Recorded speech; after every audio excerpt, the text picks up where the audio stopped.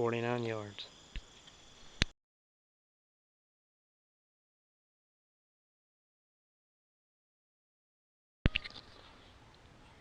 Yep, yep, yep.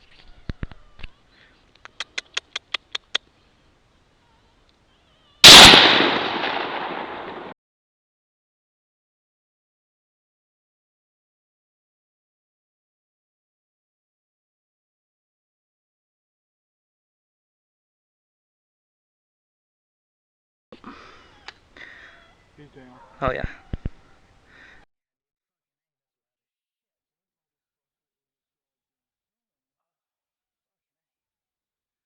That's the first time it rung my ears.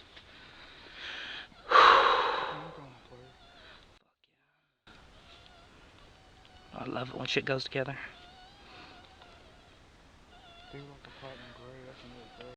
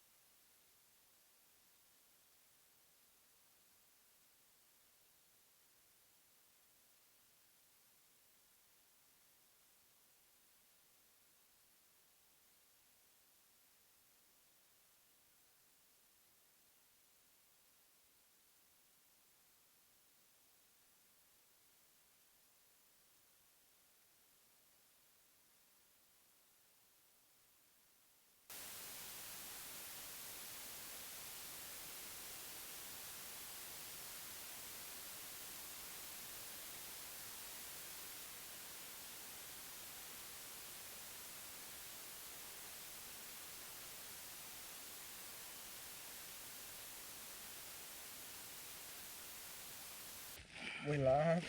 We live. Obviously, we're out here.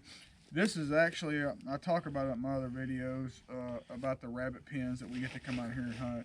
Right behind this fence is the 200 acres.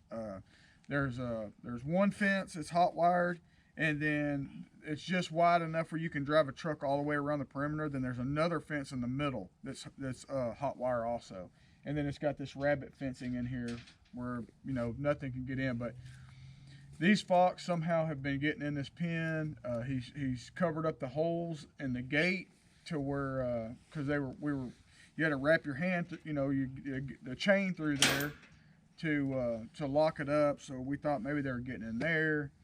I don't know how the sun guns are getting in there, but they were getting in there. He had pictures of them, and me and Justin, we got done deer hunting this evening, and Bobby, the guy that runs this, he told us, like I said, that he'd been getting them on camera inside this pen. And Justin was actually meeting me out here. He wouldn't be able to hunt this evening. He got called out. And when I got out of the stand, I was heading back, and right here by these camps, there's some hunting camps right here by this fence. One jumped out and run out in front of me. And I waited for Justin for like 10 minutes. I said, hey, there's a fox just jumped out in front of me. So we came over here. We didn't set up right here exactly. We actually set up about 50 yards over there, pretty much the same area. And we were on the call for, I think, 8 or 9 minutes. 8 or 9, yeah. And this one came in. And then shot it. We went and set in the pen. to make sure there was none in the pen. We called there for 30 minutes. Nothing came in, but we could see something dancing around by this gate. Right. So me and him turned off all of our lights, grabbed our guns and our tripods, and we walked to the gate, opened this gate up, and we sat literally right here. Got on the call. We were on the call for 5 minutes. One came out, told Justin shoot. Boom, got him with the 223. It's this big one right here. And then I said, screw it, let's just stay on the call. After we could, it took freaking 5 minutes where we could hear again without some bitch. Yeah, it's quiet tonight. I'm gonna talk about that, but man, we were sitting there. We were kind of half-assed, not thinking anything else was gonna come in. I mean, we done shot two and then they're the same spot. Like I said, 5 minutes, 8 minutes, and then they got to 15. And then this one came in, and I shot it, and yeah, so we ended up with 3 tonight. We're in East Texas. We expect this when we're on our place in West Texas, but I've never seen this many fox.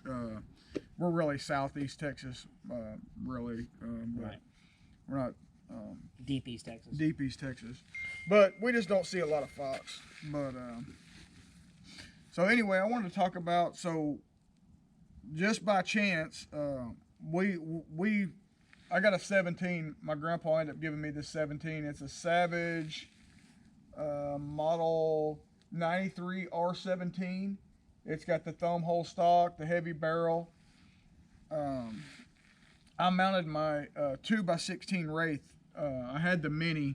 Yeah, when we bought the minis, the 2-power kind of went. They're not obsolete, but we'd kind of sit in the gun safe. So we were kind of like, well, what else can we use these for? And the perfect idea was, hey, Ozona 17s going out there shooting foxes. Not having any pelt damage. So, yeah, because I mean, this one you can see a little blood, but it's actually not bad. These all 3 of these foxes are going to taxidermy. Yeah. These are getting tan. This one's the guy who owns this is actually mounting it.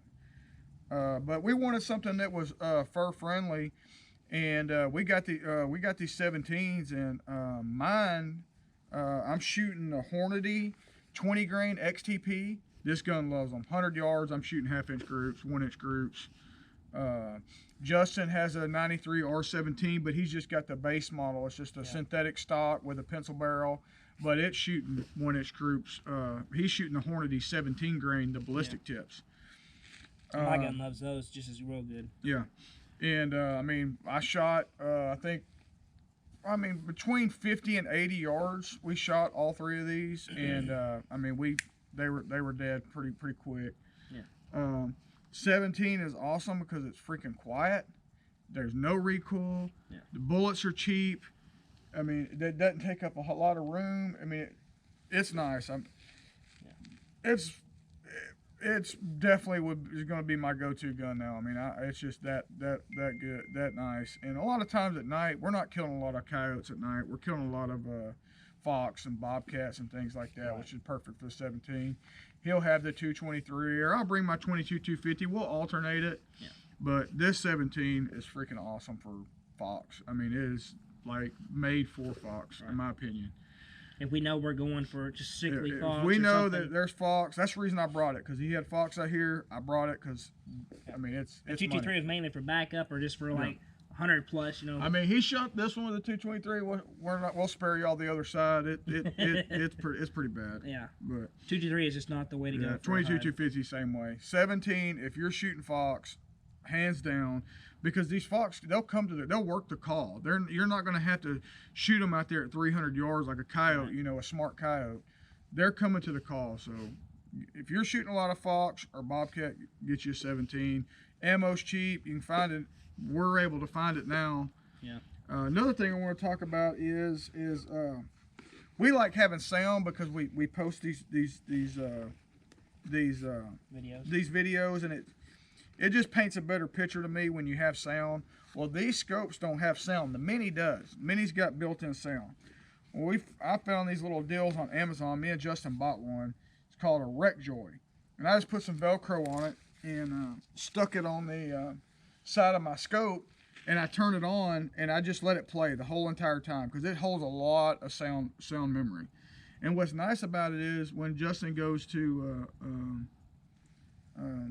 edit the videos, each sound it creates like a file for it, and it has the date and the time. Right. So when you go on there, like we shot a coon when we went to Ozona. We shot a big old coon here the other day. It was pretty cool. We got to watch it come in. We videoed it for a long time. Some good video. And I had this on here. So when Justin gets ready to edit it, he can actually just match that file, whatever file that was when we shot the coon, match it together, and boom, you know, you got sound. Yeah. Which is kind of nice because we've been looking at a lot of thermals. And there's a lot of affordable thermals that have a lot of good features, but they don't have sound. Right. And if this thing works, I mean, it may,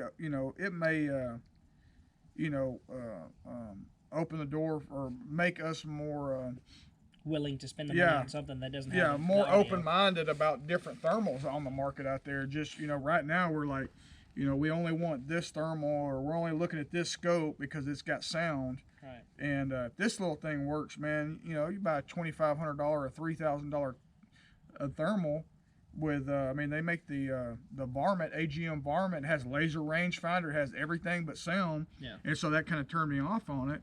But man, if this little thing works, maybe definitely something worth looking at. Well, and just like everything else, that third fox, we didn't get it on video because he come out of nowhere and right on top of the call, and by the time we got our getting in our scopes and getting away from our thermal scanner, he was already going down the road a little bit. So there's always you still got to push a button on it and everything else to make it work right. But it's definitely a better option than just not having to use a GoPro and friggin' try and go through this. Oh, there's a sound. Well, there's a sound. Well, the thing about it is that's what I was saying was each set I just turn it on. Right. Like I don't turn it on when the animal comes out, like when I record. Okay. So as soon as I put it on there, I turn it on. Okay. So it's recording the whole entire time, and Okay. you'll just have to take the bits of the shot, you know. Okay.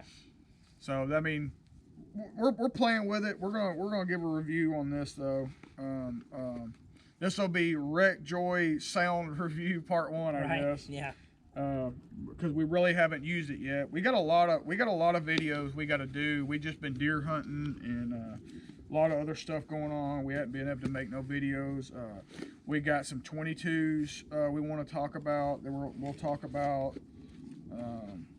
Also, I got another scope. I traded. I may regret this one day, but I traded my Mini for an Accufier. I love the Mini. I wanted a bolt gun, and I just didn't like the way it looked on the bolt gun. And I started watching a lot of the footage of the Accufier, and it seemed like a really nice scope. It is very clear. I can tell you that. I sighted it in the other day. It is to me, and I'm dumb when it comes to electronics like that. It kicked my butt trying to sight it in. I watched one of their videos. They're talking about. Anyway, I'll talk about this later. But I got an Accufier coming. We're gonna get some footage on it. I did get it sighted in. I mean, it. Once I got it dialed in, it's I'm shooting good groups with it and everything. So I'm happy with it. But we'll get more footage of that. Right. So hell yeah, let's go bring this old man back. Yep. Oh.